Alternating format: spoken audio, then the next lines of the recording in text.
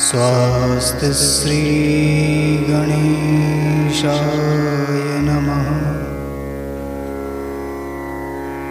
श्री शिवाय गुरुवे नमः। वक्रतुंड महाकाय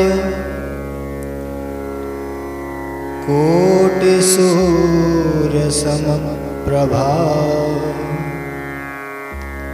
निर्विघ्नं कुरु मे देव सर्वकार्येषु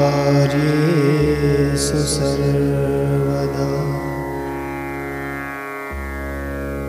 सर्वमंगलमांगल्ये शिवे सर्वार्थसाधिके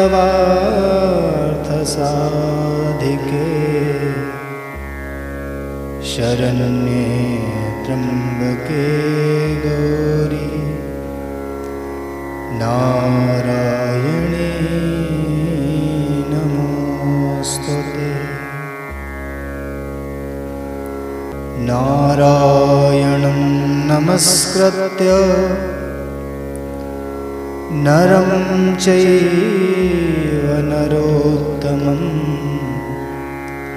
देवीं सरस्वतीं व्यासं ततो जयमुदीरये।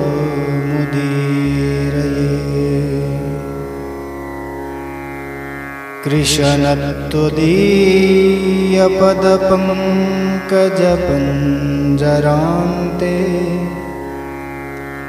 अद्यैव मे विशतु मानसराजहंस।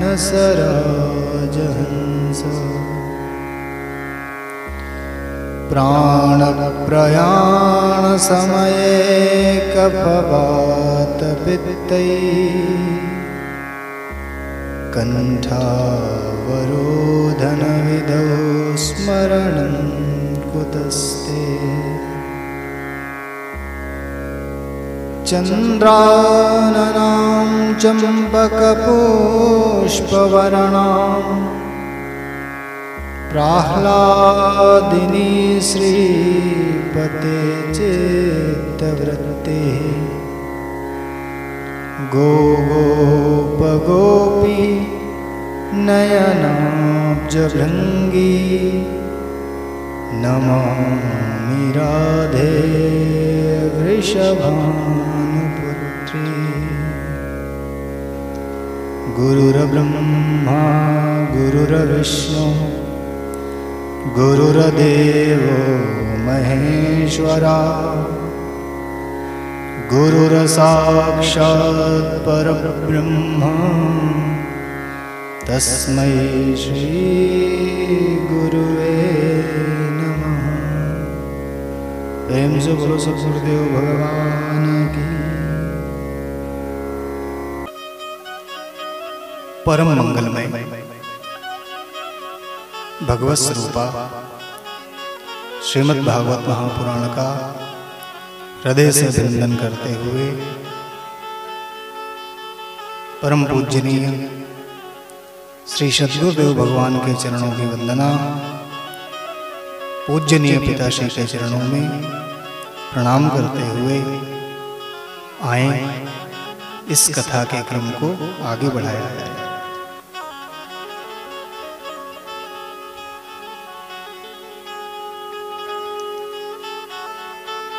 विगत अंक में आप सब लोगों ने श्रवण किया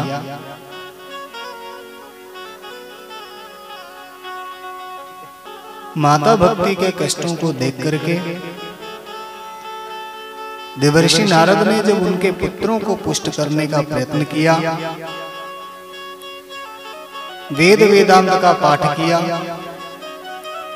और अनेक बार गीता पाठ करने के उपरांत भी जब उन दोनों पर कोई प्रभाव नहीं पड़ा, नारद जी अत्यंत खिन्न हो गए। तभी एक आकाशवाणी ने नारद जी को सूचित किया कि नारद जी चिंता मत करें, आपका उद्यम सफल होगा, किंतु इसके लिए आपको एक सत्कर्म करना होगा और ये सत्कर्म क्या है, ये आपको संत शिरोमणि बताएंगे। असमंजस में पड़े हुए नारद जी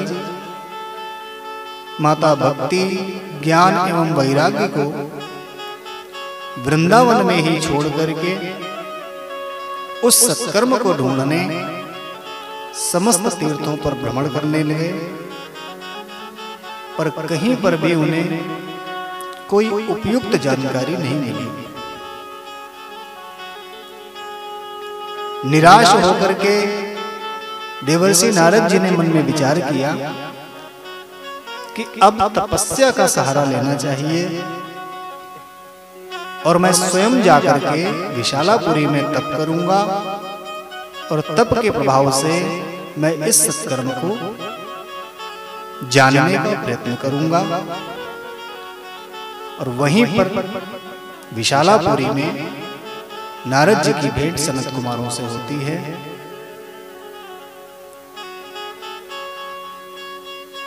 परस्पर अभिवादन करने के पश्चात नारद जी अपना प्रश्न पूछते हैं सनत कुमारों से।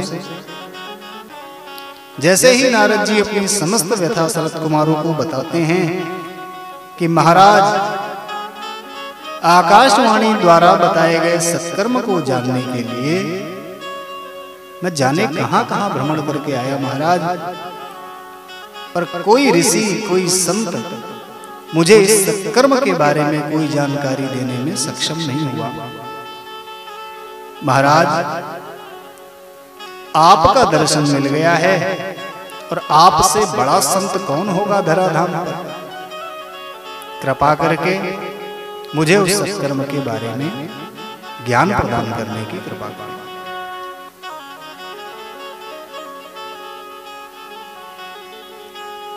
प्रत्युत्तर में सनत कुमार मुस्कुराए। नारद जी, मां चिंताम कुरु देवर्षे हर्षम चित्ते समावह उपायः सुख साधोत्र वर्तते पूर्व एव ही। नारद जी, आप बिल्कुल चिंता मत करें, निश्चिंत हो जाएं और जिस सत्कर्म को आप जानना चाहते हैं उसका उपाय पहले से ही विद्यमान है।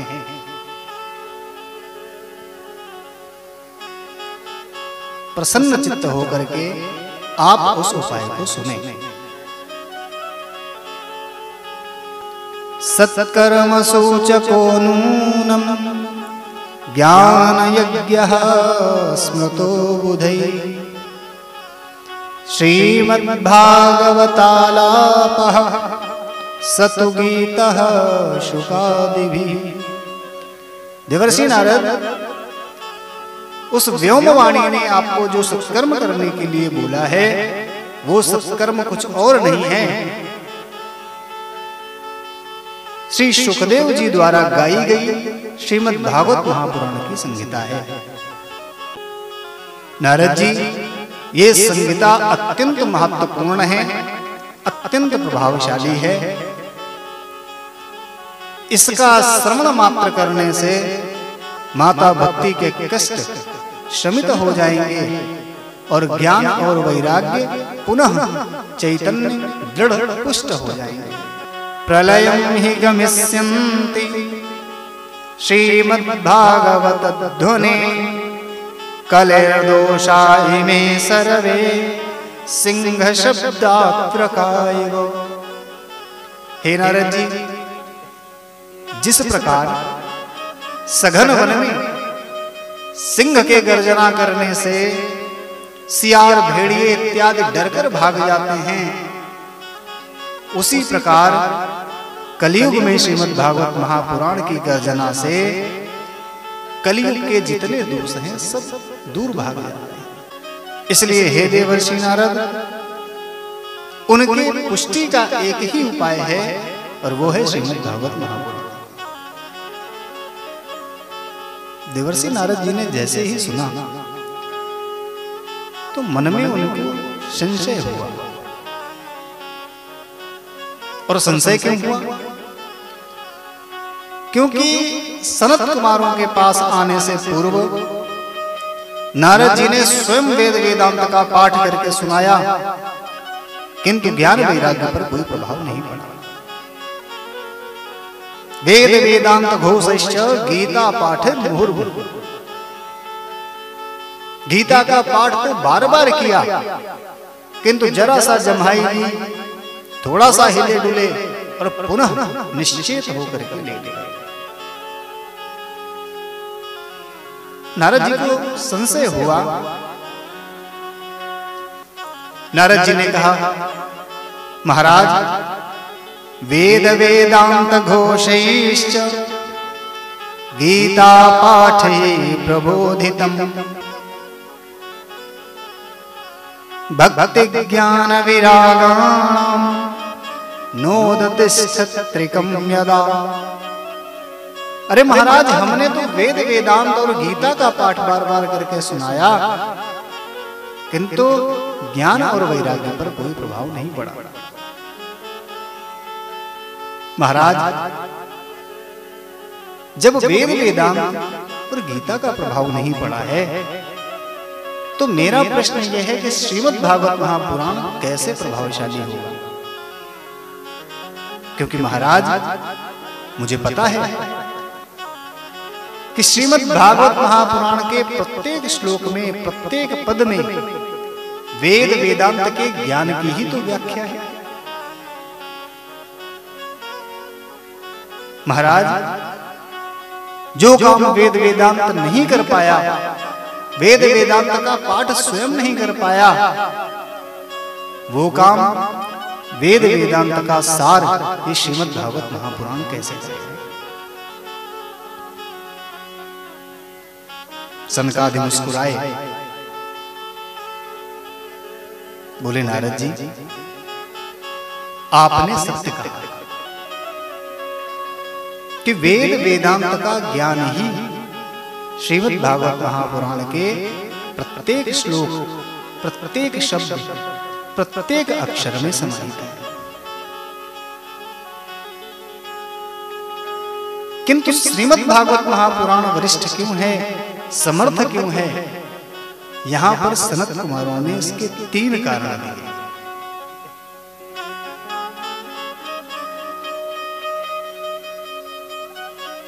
सनत कुमार कहते हैं, महाराज,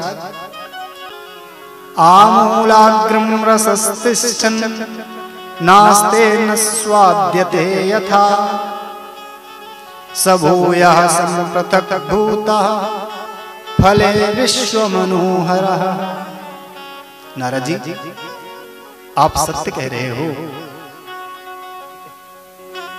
कि वेद वेदांत का ज्ञान ही श्रीमद् भागवत महापुराण के शब्द, अक्षर, पंक्तियों और श्लोकों में है, किंतु जो कार्य श्रीमद् भागवत महापुराण कर सकता है, वो वेद वेदांत नहीं कर सकता।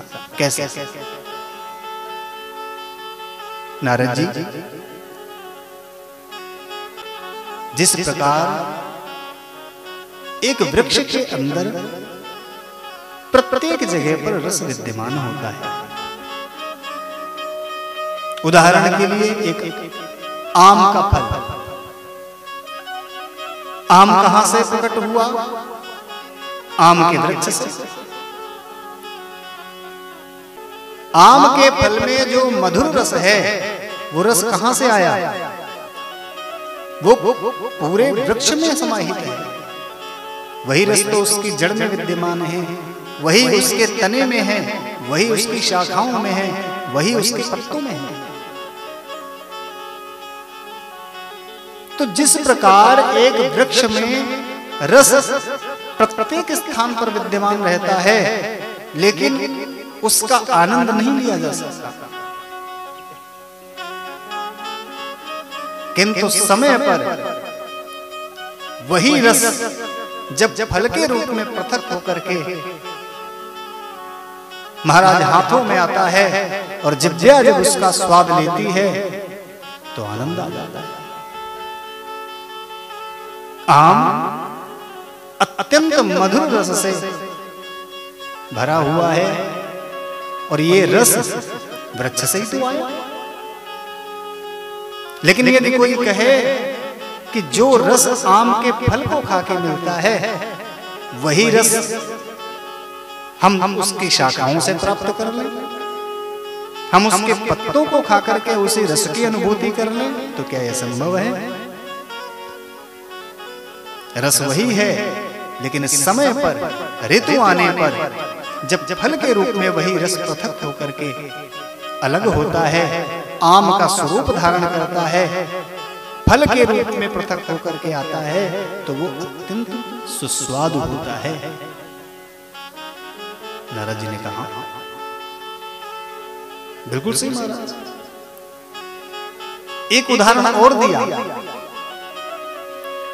यथा दुग्धे स्थितं सर्पिर न स्वादायोपकल्पते पृथक् भूतं हि तद्गव्यं देवानां रसवर्धनम्। नारद जी, जिस प्रकार जो घी होता है वो दुग्ध में समाहित होता है, दूध की प्रत्येक बूंद में घी समाया हुआ है, लेकिन जो कार्य घी कर सकता है वो कार्य क्या दूध कर सकता है?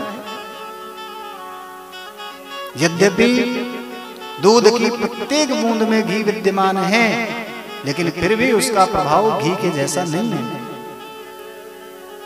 और उसी दूध को जब श्रम के साथ आंच पर पकाया जाता है, सुंदर उसका दही जमाया जाता है, और मथने के बाद मक्खन के रूप में जब वो पृथक होता है, तो उसका प्रभाव ही अलग होता है।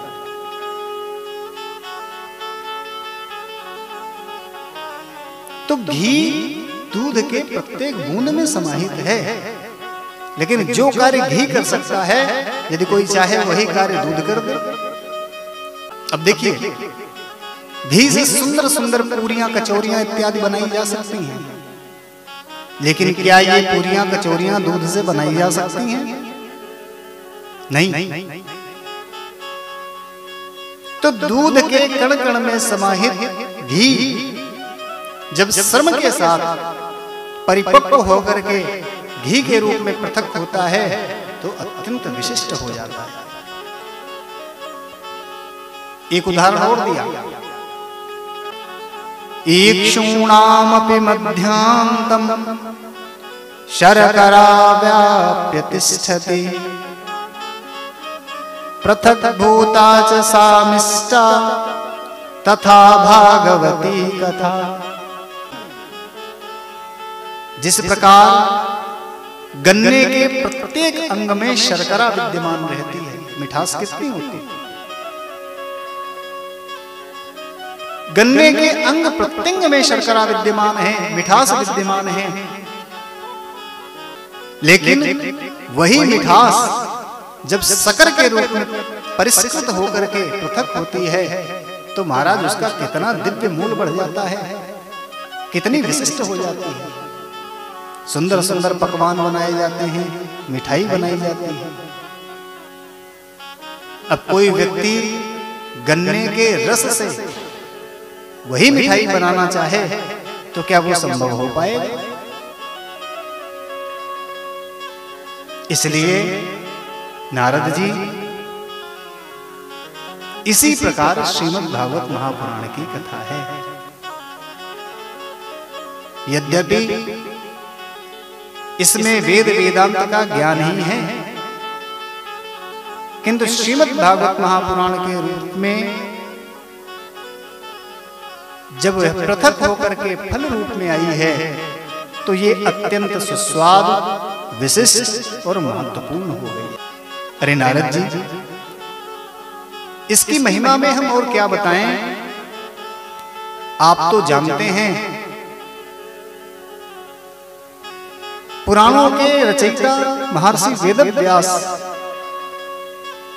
जब खिन्न होकर के बैठे थे, तो आपने ही तो जाकर के उन्हें चतुश्लोकी भागवत सुनाई महाराज।